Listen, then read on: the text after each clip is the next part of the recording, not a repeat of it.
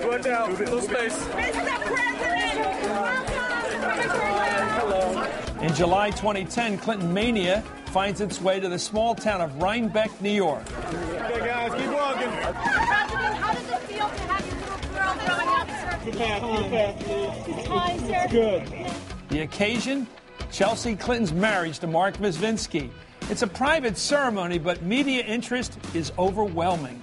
Of course, it's a wedding that's being billed as fit for American royalty, and it doesn't appear to disappoint. Longtime Clinton friends Ted Danson and Mary Steenburgen are among the few famous guests invited to attend. Watching the support that Bill gave his daughter and the way he honored her and the admiration that he has for her and the respect he has for her and for this lovely man that she married was very moving. Chelsea asked one thing from her father, that he lose 15 pounds for his health before she gets married. She told me the other day, she said, Dad, the only thing you got to do is walk me down the aisle and you need to look good. 5 months earlier, Bill Clinton experienced chest pains and underwent a heart procedure.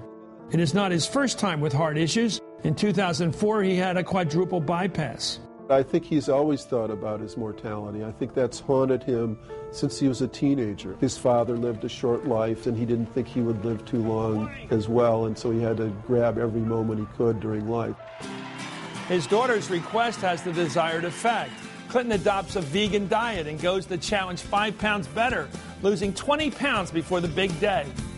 Even if this famous fan of fast food does find a little room for creative interpretation in his diet every now and then. But, you know, late at night, we were recently at 2 o'clock in the morning, and all of a sudden, I'm not sure it was for him, but they brought in maybe a little cake and some French fries and stuff. I said, man, this is quite a diet, if you ask me. Today, Bill Clinton has reached a high point in his post-presidential life. He's grown into a global role he created and is more popular than ever. Even Clinton's old adversaries have come to see him in a new light. His grand good works and time have cast a bright perspective on his presidency. Some of Clinton's accomplishments look better in retrospect than they did at the time, but in general, one looks back on those 8 years with a certain nostalgia. And plus, he is such a survivor. People know about his flaws and see him overcome them, whether they're personal or political, and that adds to sort of his status.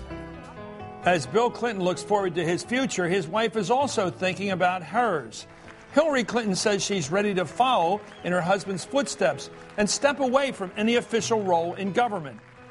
I think I'll serve as Secretary of State as my last public position, and then probably go back to advocacy work, particularly on behalf of women and children, and particularly around the world. Whether the Clintons will truly leave politics behind depends, of course, on events to come. But there's no doubt that whatever they decide to do, they won't be slowing down. I think until that last breath of Bill Clinton, whenever that may come, he's going to be doing the same thing, traveling the world, helping people. You're never going to hold him down. But as we sit here today, there's going to be some big international incident somewhere around the world. And the first person to answer that bell will be Bill Clinton. You have decided, leaving the White House as a young guy, to really build a second act, if you will. This notion of being a public world leader, absent portfolio, absent an office, how far can you go with this? I remember deliberately thinking, and during my second term, I thought about this a lot.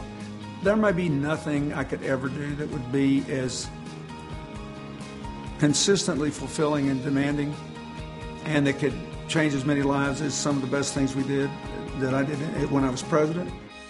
But it's really dumb to waste one day of whatever life you have left wishing you could still do something you cannot do anymore.